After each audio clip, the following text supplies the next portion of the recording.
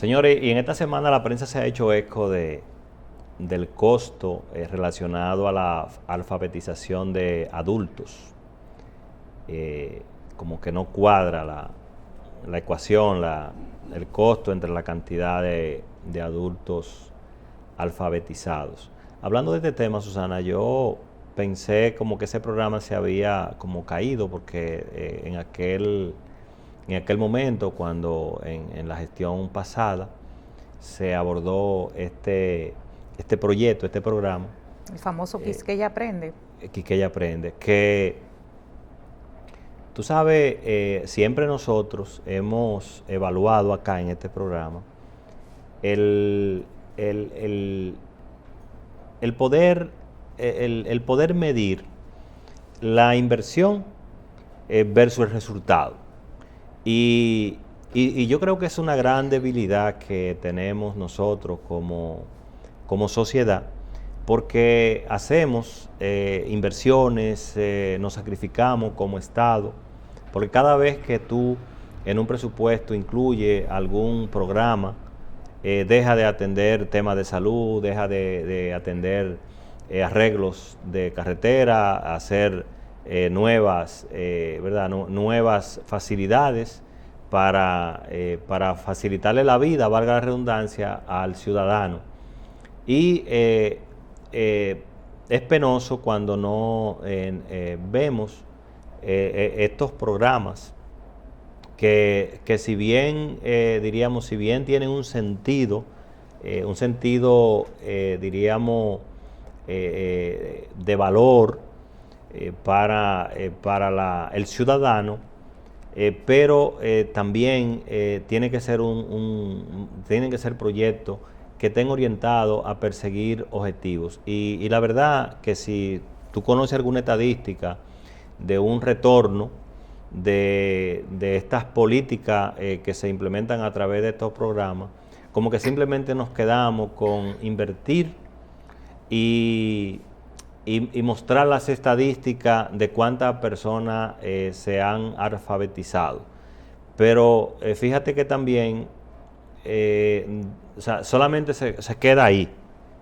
Se queda ahí y yo creo que tenemos, o sea, como sociedad, tenemos que hacer una parada para comenzar a darle un sentido a todos estos programas como este de Quisqueya Aprende, que fue un programa, diríamos, que en su inicio generó muchos impactos.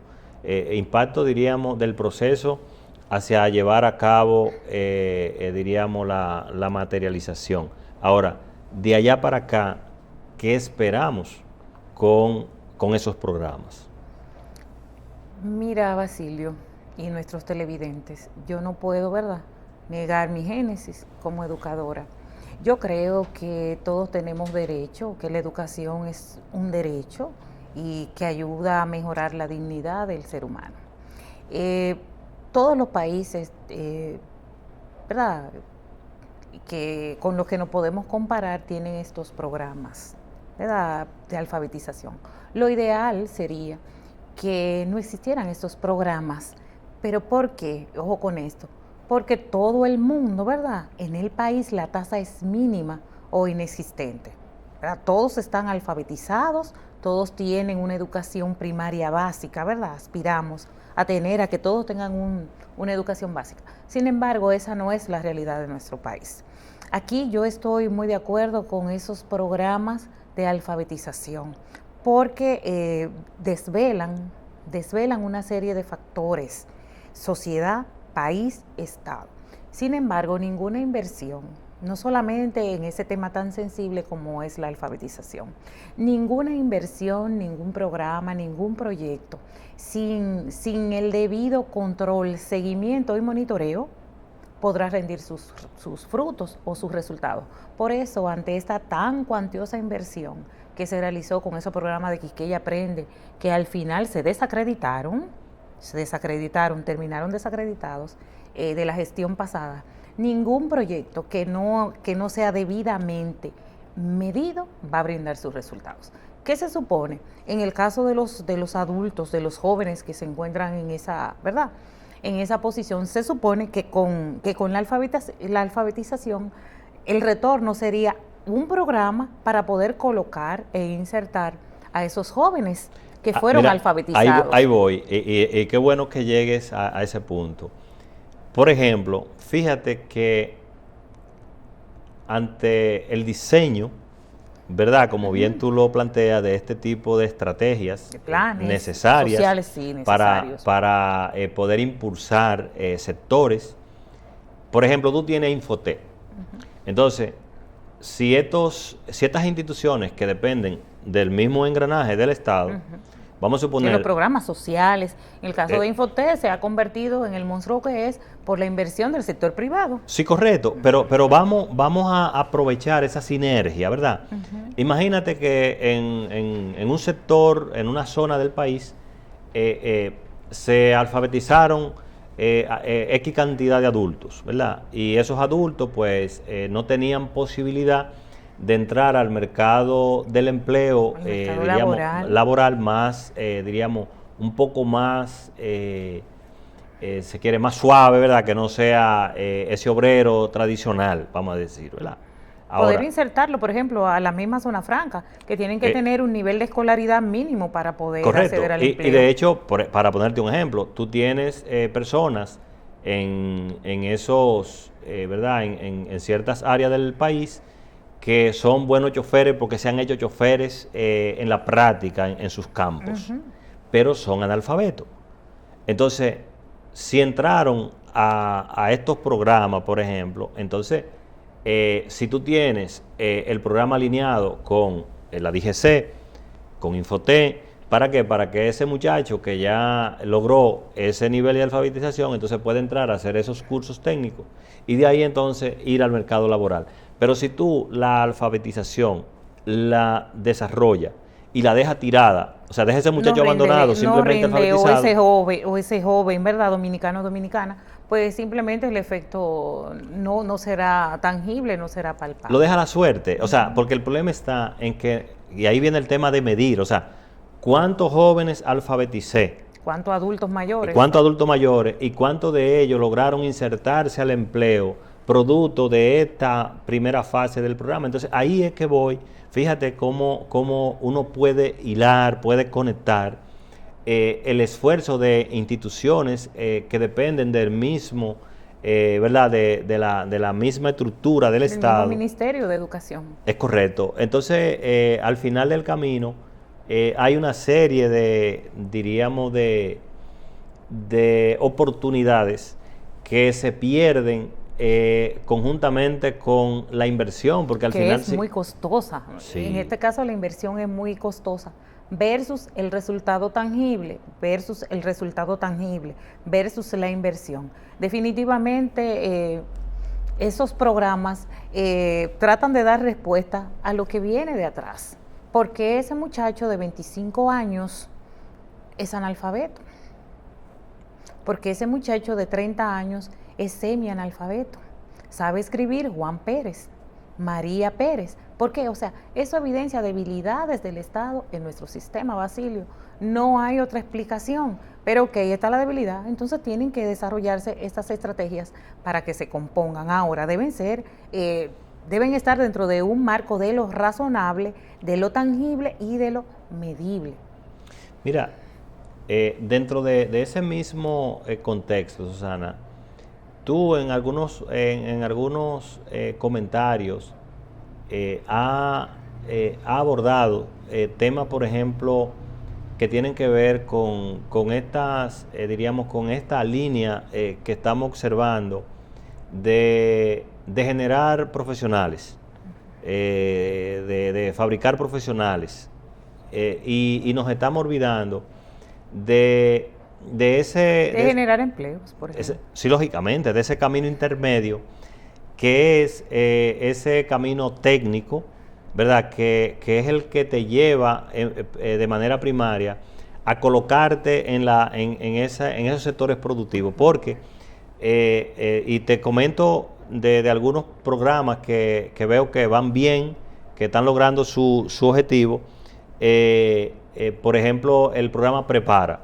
que es para adultos, o sea, que ahí, y fíjate que como hablábamos de alfabetizar y diríamos motivar a ese adulto joven a que se inserte en ese tipo de programa que termina tu bachillerato y tiene la oportunidad de ir a la universidad. Sin embargo, Susana, fíjate que a mi manera de ver, pudiera ser una visión errada de la ruta, nos estamos enfocando en esa formación lineal de el bachiller, la universidad, te hace un profesional, que diríamos es lo que debe ser, pero en nuestra sociedad nosotros tenemos que mirar el proyecto diríamos necesario, que es tú formar técnicos. De hecho, fíjate que los países desarrollados tienen técnicos, están enfocados en la formación de técnicos. Por eso fíjate que todas estas industrias de la tecnología tienen, diríamos, a los ingenieros, pero tienen entonces debajo esa gran estructura de técnicos, por decir, por poner un ejemplo. Pero igual, te vas a todas las áreas de desarrollo productivo y diríamos la gran cantidad de formación de técnicos es sumamente alarmante. Ahora, nosotros, fíjate que no estamos desarrollando esa línea estratégica, y eso es un gran problema porque ante posibilidades de inversión, por ejemplo, de que industrias vengan a nuestro país a instalarse y requerir entonces esa mano de obra, la van a tener entonces que importar, porque no estamos mirando, sino lo que estamos viendo es de esa línea, ese esquema lineal de te hace bachiller, te va a la universidad, te hace un profesional. Entonces, ¿qué pasa, Susana? Fíjate, para ponerte un ejemplo, fíjate el problema que hay en educación. O sea, ¿cuántos maestros no están en lista de espera esperando los concursos? ¿Y cuántos terminan, diríamos, el proceso de manera positiva para convertirse en maestro? Entonces, el esfuerzo que tú has hecho de formarte con la intención de conseguir un empleo como maestro, fíjate cómo entonces te quedas ahí.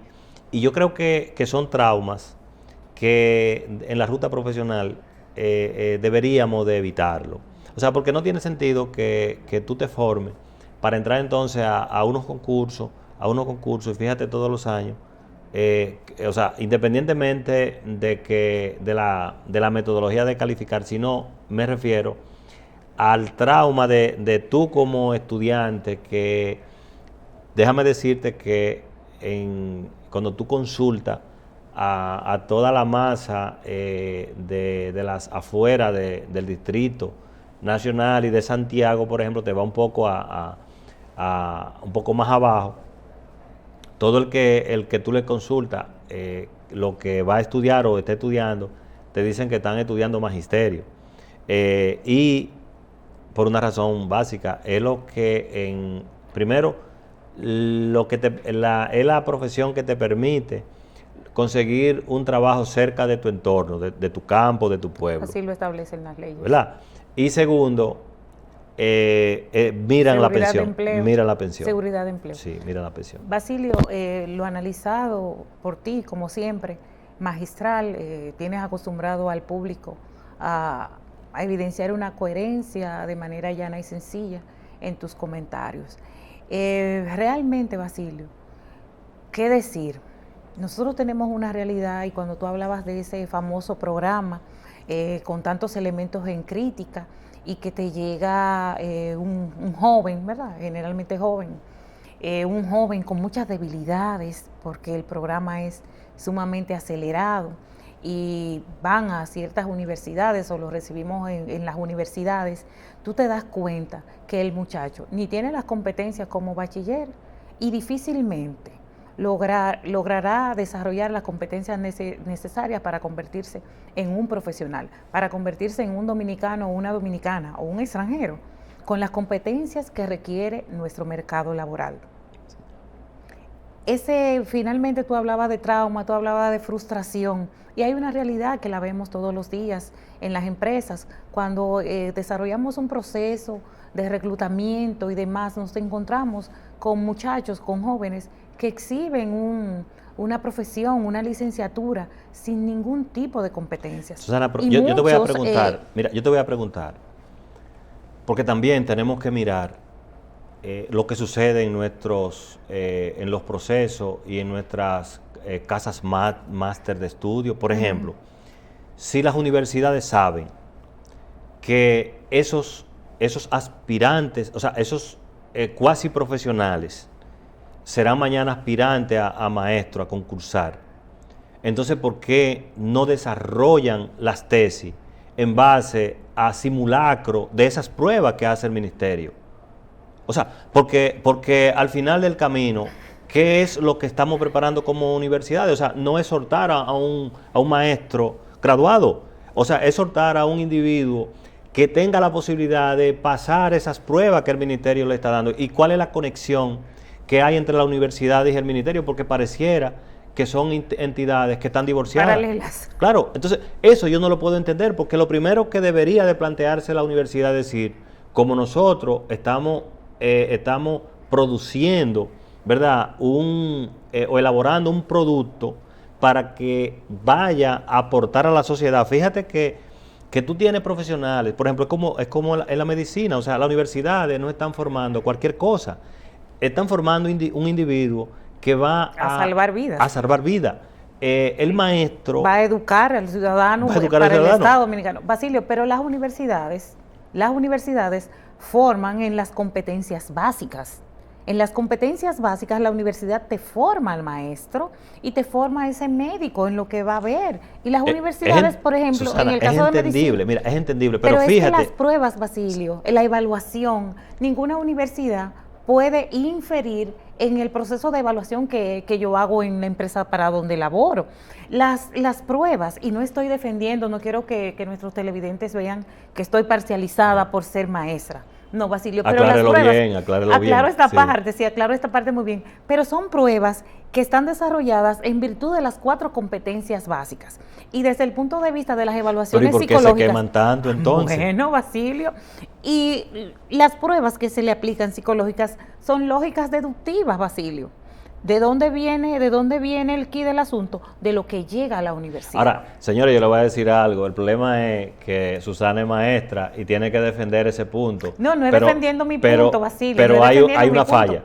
Hay una falla porque no es posible que si la universidad lo está formando bien, llegan a las pruebas y en las pruebas se queman. Entonces, o el ministerio está poniendo una prueba que nadie la pasa, o la universidad entonces hay un punto ahí pendiente que hay que trabajarlo, porque al final del camino no tiene sentido someter a esos muchachos a esos traumas de creer que son maestros, la universidad le da ese título y cuando van al ministerio entonces se queman. Habría que revisar el proceso de evaluación que se está desarrollando con el maestro, pero es en base a la competencia básica que se vende de las universidades. Este tema Susana lo va a seguir explicando, así que nos vamos arriba y regresamos con otro segmento del programa.